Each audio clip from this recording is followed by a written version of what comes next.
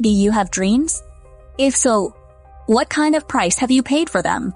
Today, I'm going to talk about a Hong Kong film about paying a devastating price for a dream. The story begins amid stifling suffering. 14-year-old Yi Ling is abused by a foster father worse than an animal. Her birth mother stands at her daughter's door, but can only stifle her sobs. And when faced with her daughter's questions about the physical and mental torment she's endured, the mother's explanation drives a knife deep into Yi Ling's heart, just to have someone to lean on in life. Either way, she'd be given away. And an adoptive father meant a steadier life. Yi Ling was desperate. The girl who had once been as radiant as spring and who harbored literary dreams seemed to have fallen overnight into an unending hell, enduring her foster father's greedy gaze day after day. Yi Ling was like a frightened bird, trembling at every moment in the house, because a beast could burst into the house at any time and tear her to pieces. Yi Ling finally ran away. Even if it meant giving up her literary dreams and abandoning her studies, she had to escape that terrible place. In her teens, once Yi Ling left home, she no longer had any shelter. She and a group of homeless kids smuggled goods, hawked wares at street stalls, and sold beer to earn living expenses. They rested in fast food restaurants. At worst, they could sleep in parks and underpasses.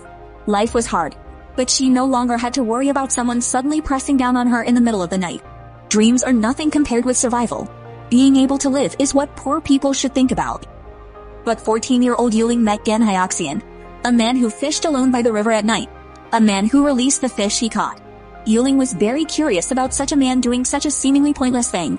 Didn't he find it boring? Actually, sometimes people do things simply out of habit, so much so that they themselves can't even say what it's for. It's like some things are fated. When they're meant to happen, you can't avoid them.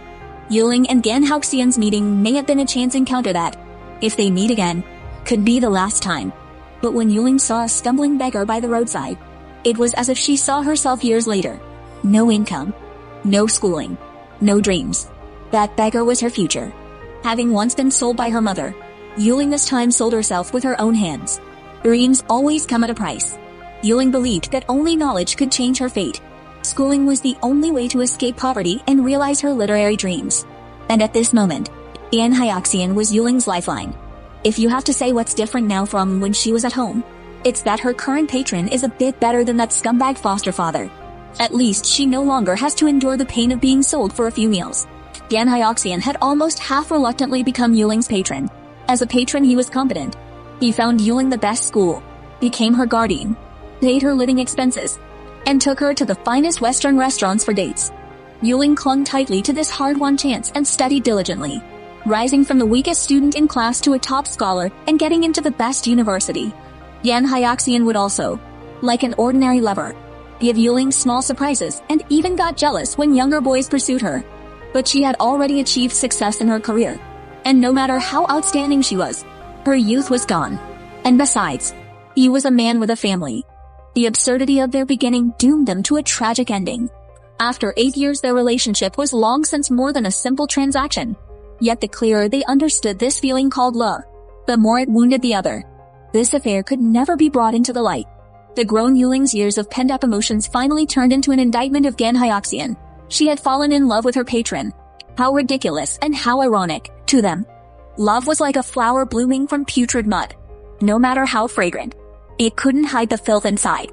At this point, Gan Hyoxian also deeply understood that this dangerous relationship was like a ticking time bomb in his life, capable of exploding at any moment. For Yi Ling, who was already more than capable, the future was still long. She deserved a better man to love her. Ending this relationship that the world despised became the best ending for both of them.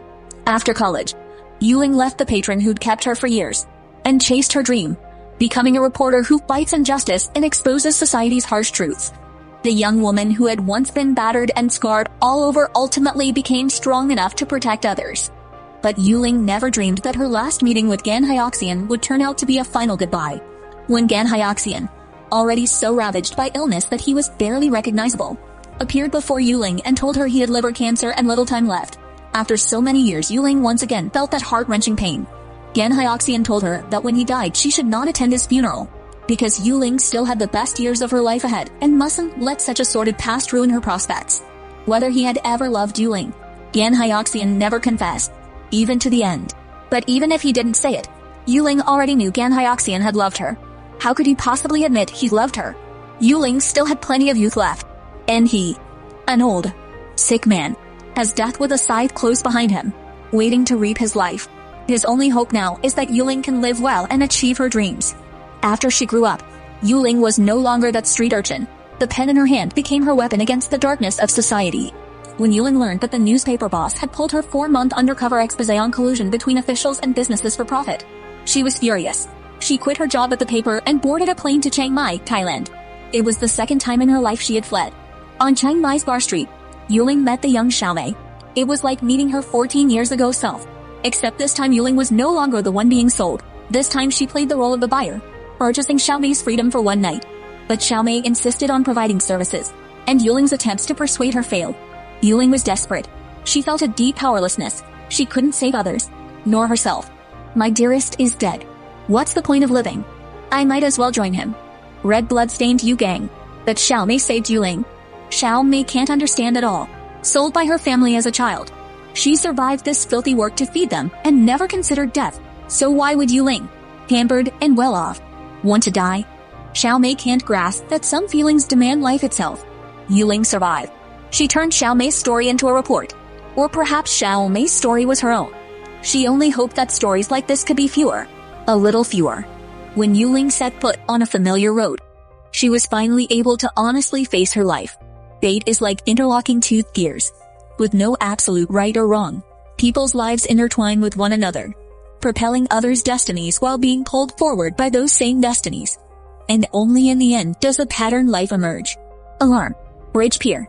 I wait for you 1,000 fathoms down. When water comes, I wait in it. When fire comes, I wait in ash. I'm a wind-like wife. Love you all.